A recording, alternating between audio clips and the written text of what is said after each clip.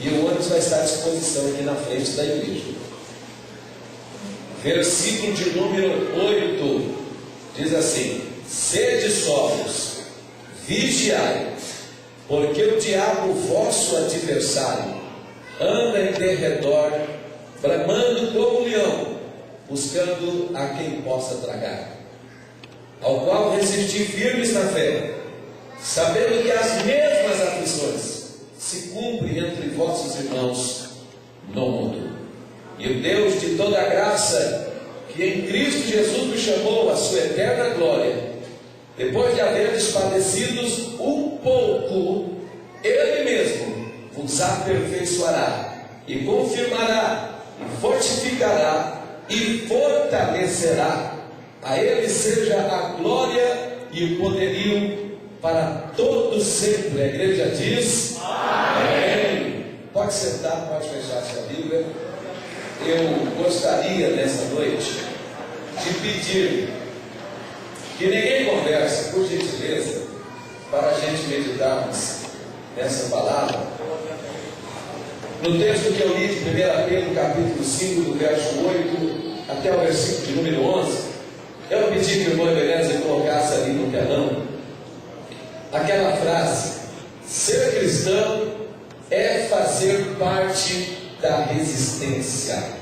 Quem pode dizer essa frase ali comigo, bem forte? Diga, 1, 2, 3. Ser cristão é fazer parte da resistência. Eu estava hoje durante o dia pensando acerca da palavra para trazer essa noite. Nós nos reuníamos há poucos anos atrás numa visão de pregar a palavra para que houvesse conversões de almas. Pregávamos para os pecadores e as mensagens eram sempre de cunho evangelístico.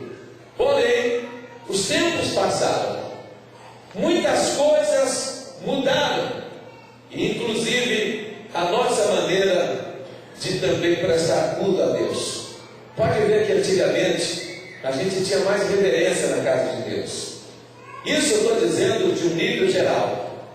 Eu me lembro quando eu era pequeno, com 13 anos de idade, pequeno eu sou até hoje, mas eu me lembro que as mães levavam as crianças antes do começo do culto no banheiro.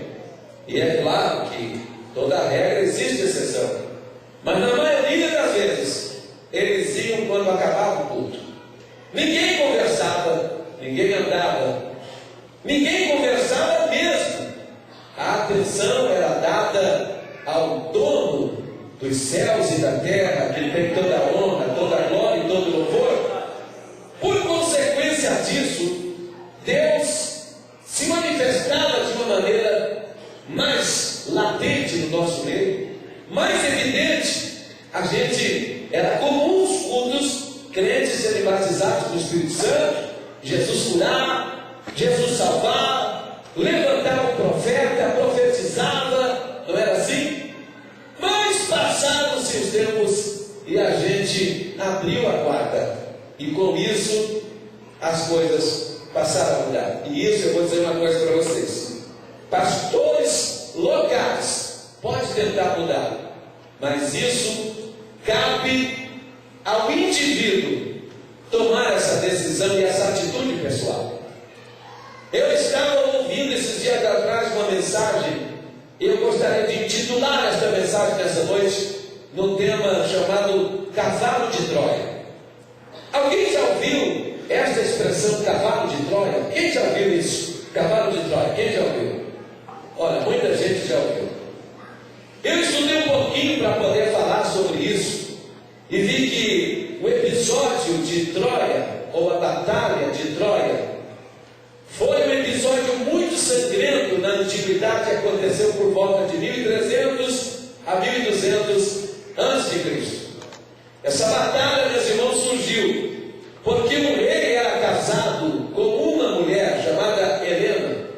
Segundo a história grega, é claro que a mitologia também fala isso, é levado para o lado da idolatria, mas segundo a história do povo grego, esta Helena era uma das mulheres mais linda que existia em sua época. Ela era a esposa do chefe geral da cidade da Grécia, ou da nação da Grécia. E alguém indo da cidade de Troia, onde hoje é a Turquia, bateu os olhos nela, gostou dela, raptou-a e fugiu. Segundo informantes, ele teria levado ela para Troia. Daí então, o rei daquela nação, chamado Menelau, ficou tão ferido pelo amor que ele tinha a Helena, que ele chamou um dos seus maiores comandantes dos seus exércitos, chamado Agamenon, e disse: Agamenon, eu quero que você vá a Troia e traga Helena de volta e mate esse homem chamado Paris, que roubou a rainha aqui da Grécia. E então Agamenon, na sua ganância por ser honrado pelo seu rei diante dos homens no seu país, ele então aceitou aquele desafio. Na ânsia de receber muitas glórias, ele partiu para que com aquela vitória ele pudesse garantir a sua supremacia que ele tinha como um capitão de exército, um guerreiro, um homem que já tinha um vasto império na Grécia, porém que se reportava ao rei Menelau. E então ele parte rumo a Troia pelo mar Egeu, e navegando chegaram até o porto aonde hoje conhecemos como Turquia, na época a cidade de Troia.